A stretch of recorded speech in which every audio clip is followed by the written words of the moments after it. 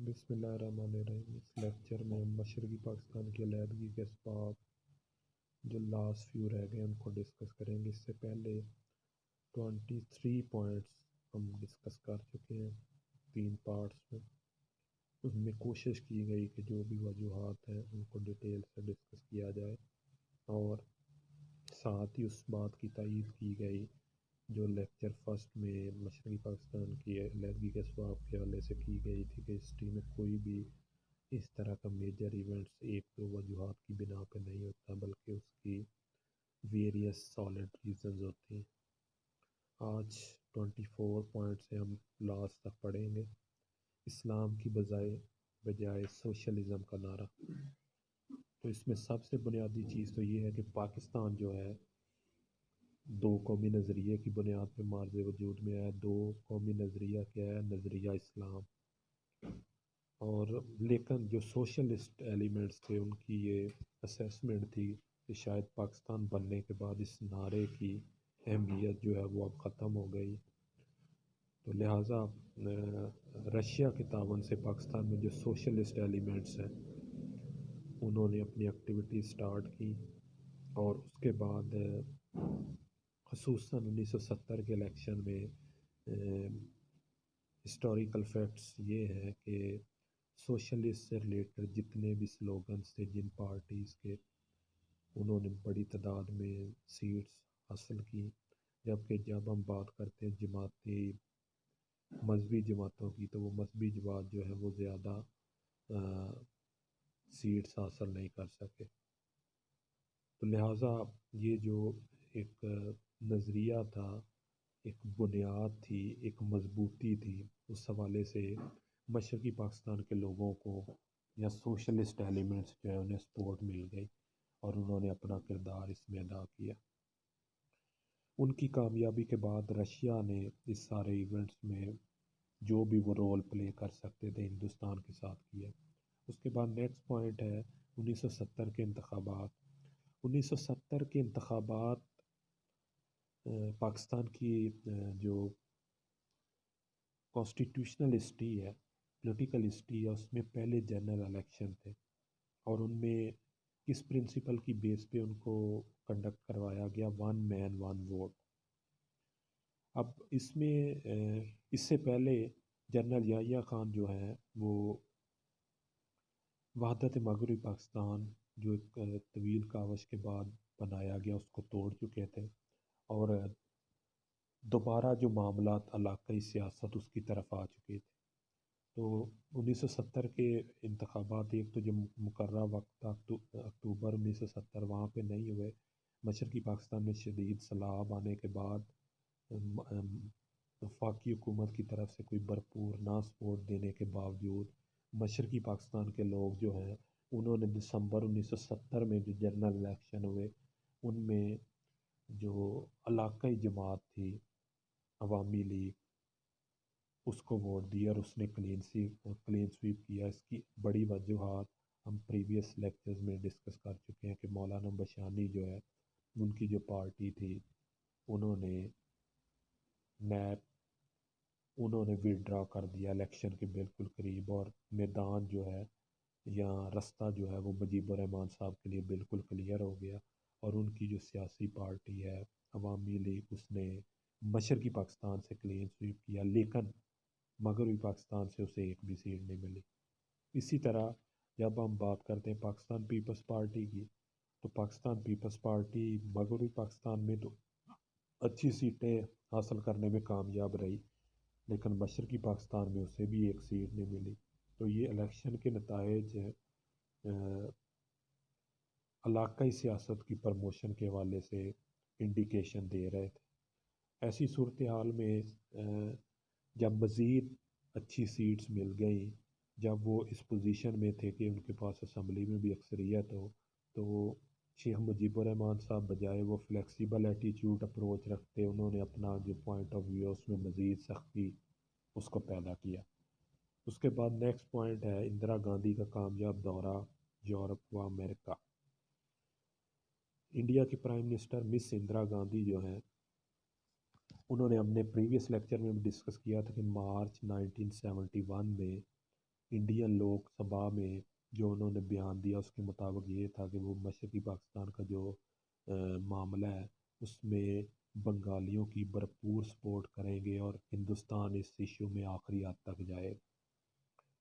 یہ بیان سے یہ مراد ہے کہ ہندوستان اس ایشو میں پچھلے کئی ماہ سے مسلسل کوشش کر رہا تھا، ان کو سپورٹ کر رہا تھا۔ ایون جو ہم نے پریویس لیکچر میں ڈسکس کیا مکتی بانی، ان کو بھی ٹریننگ پراپر ہندوستان سے دی جا رہی تھی، اسلحہ بھی انہیں فراہم کیا جا رہا تھا۔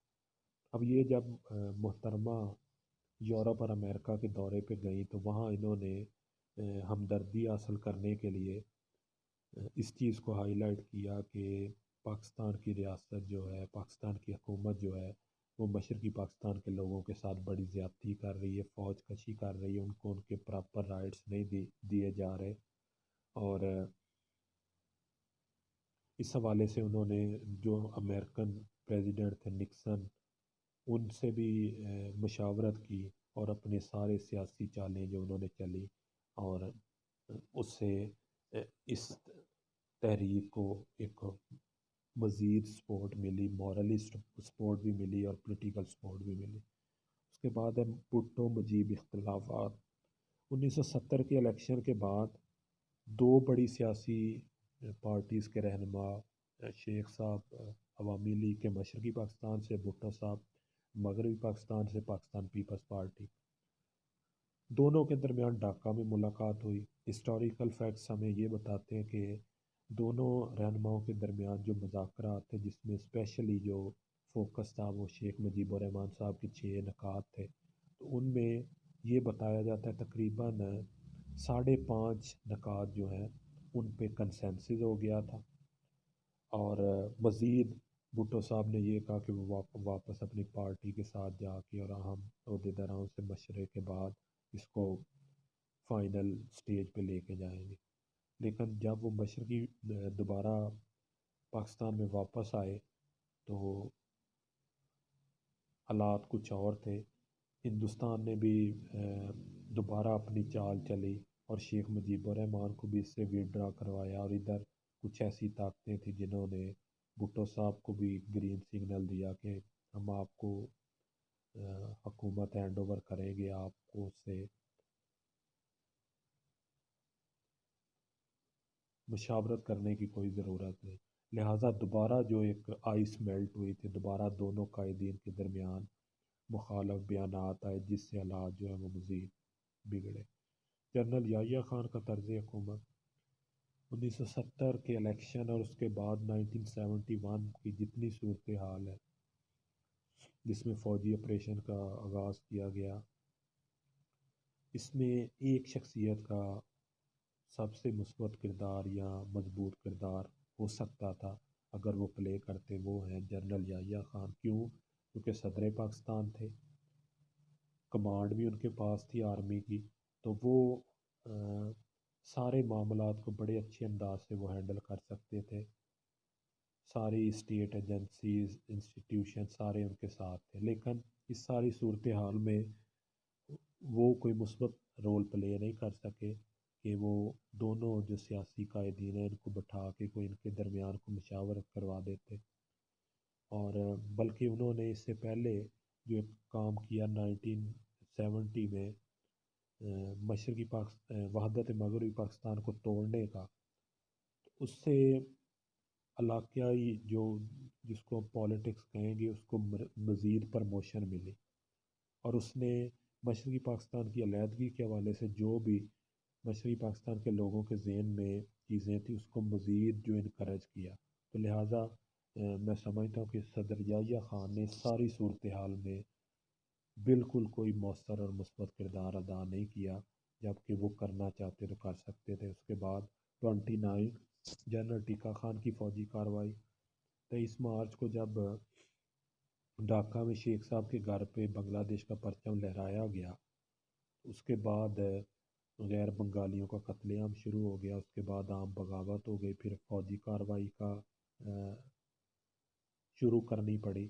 تو ایسی صورتحال میں دو شخصیات جنہوں نے فوجی کارروائی کی مخالفت کی اور سپورٹ کی کہ کچھ ڈائلاگ ہونا چاہیے، ایک تو صاحبزادہ یعقوب خان اور دوسرے صوبائی گورنر مشرقی پاکستان اے ایم مالک، انہوں نے بھی فوجی کارروائی پہ اپنا رد عمل ظاہر کرتے ہوئے جنرل صاحب کو لکھا کہ اس کو ڈائلاگ یا ٹھنڈے دل سے ہمیں اس کا سامنا کرنا چاہیے۔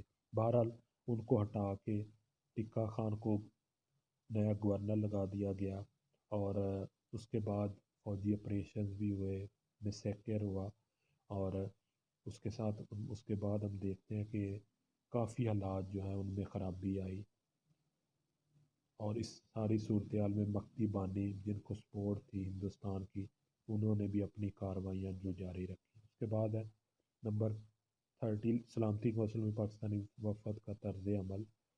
تو پاکستانی وفد کا کچھ طرز عمل جو تھا، انداز تھا جنگ بندی کے حوالے سے، وہ شاید اس پہ صحیح ڈیسیجن پراپر ٹائم سے نہیں لے سکے، یا جس طرح کی انہیں پیچھے سے انسٹرکشن تھی، اس وجہ سے حالات جو ہے مزید خرابی کی طرف گئے۔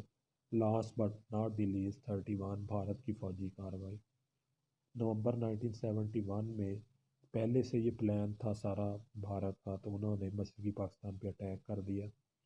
اس کے بعد پاکستانی فوج نے ہمت سے ان کا مقابلہ کیا، لیکن الٹیمیٹلی اس میں جغرافیائی فیکٹر بہت اہم ہے، اور اس کے بعد 16 دسمبر 1971 کو مشرقی پاکستان بنگلہ دیش بن کے ایک نئی ریاست جو ہے دنیا کے نقشے پہ وہ ابھر کر سامنے آئی۔